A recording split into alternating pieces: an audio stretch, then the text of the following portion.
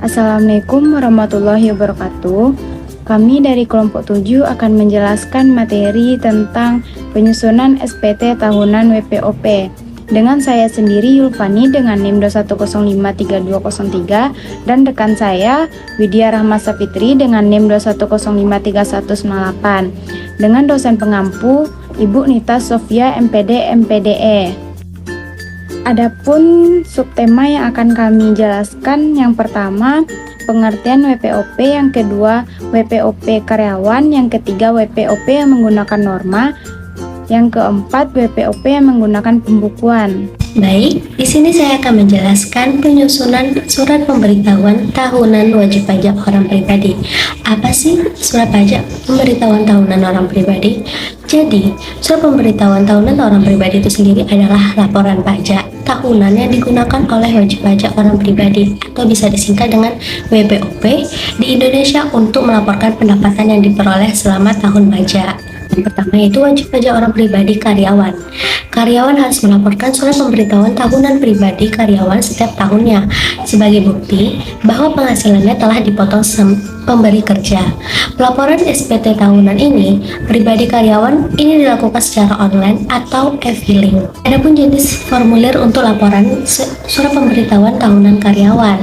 Yang pertama, formulir 1770 SS. Struktur dan bentuk formulir ini disebut paling sederhana dan digunakan oleh wajib pajak yang mempunyai penghasilan sama dengan atau kurang dari 60 juta setahun. Untuk wajib pajak yang masuk kategori ini, maka yang pertama, di akhir tahun karyawan harus meminta bukti potong 1721 A1 untuk karyawan swasta dan bukti potong 1721 A2 bagi pegawai negeri, sehingga memudahkan untuk mengisi formulir 1770 SS. Yang kedua, dalam bukti potong 1721A1 maupun 1721A2 sudah tertera penghasilan bruto karyawan tersebut selama 1 tahun. Yang ketiga, pengisian formulir ini tinggal memindahkan data yang sudah ada dalam potong 1721A1 maupun 1721A2 ke dalam formulir 1770 SS pada e-filing.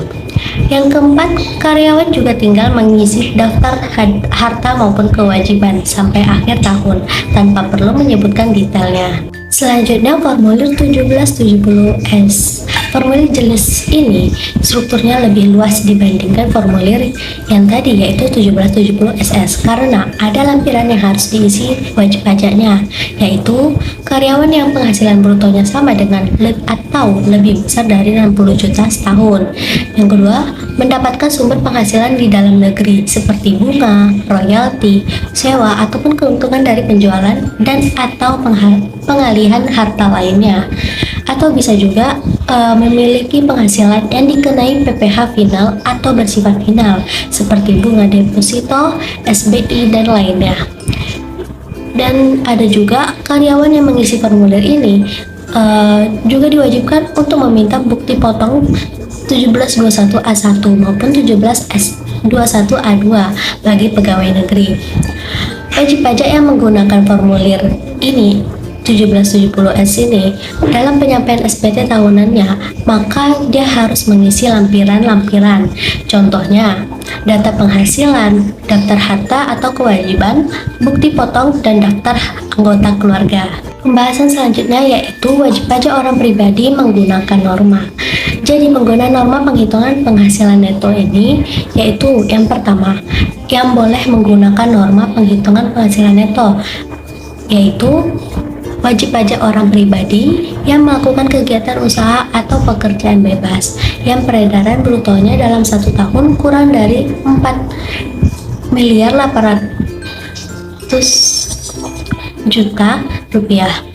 Boleh menghitung penghasilan neto dengan menggunakan norma penghitung penghasilan neto atau bisa disingkat dengan PPN dengan syarat memberitahukan kepada Direktur Jenderal Pajak dalam jangka waktu 3 bulan pertama dari tahun pajak yang bersangkutan.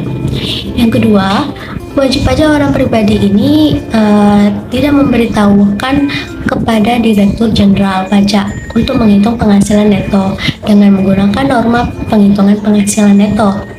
ini dianggap memilih menyelenggarakan pembukuan. Kewajibannya yaitu wajib pajak orang pribadi yang menghitung penghasilan netonya dengan menggunakan norma penghitungan penghasilan neto ini wajib menyelenggarakan pencatatan. Selanjutnya yaitu tahun pajak adalah jangka waktu 1 tahun kalender kecuali bila wajib pajak menggunakan tahun buku yang tidak sama dengan tahun kalender. Selanjutnya yang kedua, dalam hal terhadap wajib pajak badan atau wajib pajak orang pribadi yang melakukan kegiatan usaha atau pekerjaan bebas dilakukan pemeriksaan sebagaimana diatur dalam Undang-Undang KUP. Yang ketiga, pemberitahuan penggunaan norma penghitung penghasilan neto dianggap disetujui.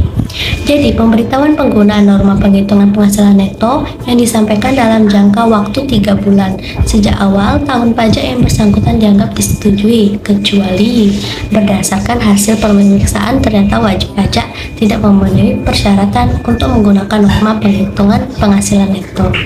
Materi selanjutnya yaitu besarnya norma penghitungan penghasilan neto. 1. Daftarkan persentase norma perhitungan penghasilan neto dikelompokkan menurut wilayah sebagai berikut. A. 10 ibu kota provinsi yaitu Medan, Palembang, Jakarta, Bandung, Semarang, Surabaya, Denpasar, Manado, Makassar, dan Pontianak. B. Ibu kota provinsi lainnya. C. Daerah lainnya. Yang kedua yaitu daftarkan persentase norma penghitungan penghasilan neto untuk WPOP yang menghitung penghasilan netonya dengan menggunakan norma penghasilan neto. 3. Daftarkan persentase norma penghitungan penghasilan neto untuk WPOP yang ternyata tidak atau tidak sepenuhnya menyelenggarakan pembukuan atau tidak bersedia memperlihatkan pembukuan atau pencatatan atas bukti-bukti pendukungnya. Yang keempat, daftar persentase norma penghitungan penghasilan neto untuk wajib pajak badan yang tidak atau tidak sepenuhnya menyelenggarakan pembukuan atau tidak bersedia memperlihatkan pembukuan atau bukti-bukti pendukungnya. Selanjutnya yaitu pengertian pembukuan. Pembukuan menurut pasal 1 ayat 29 Undang-Undang KUHP menjelaskan bahwa pembukuan merupakan suatu proses pencatatan yang dilakukan secara teratur guna untuk mengumpulkan data-data serta informasi keuangan seperti harta, kewajiban, modal, dan penghasilan biaya serta sejumlah harga perolehan dan penyerahan barang atau jasa yang diakhiri dengan proses penyusunan laporan keuangan yang meliputi pembuatan neraca, pembuatan laporan laba rugi untuk periode tahun pajak yang bersangkutan. 2 yaitu syarat penyelenggaraan pembukuan. Yang pertama, untuk pembukuan diselenggarakan dengan menggunakan prinsip taat asas dan dengan sel-sel akurat atau sel-sel kas. 2. Pembukuan dilakukan dengan terdiri atas catatan mengenai harta, kewajiban, modal, penghasilan, biaya, serta penjualan atau pembelian sehingga pajak yang terutang nantinya dapat dihitung. Selanjutnya, perbandingan pajak penghasilan wajib pajak orang pribadi dengan pembukuan atau dengan pencatatan.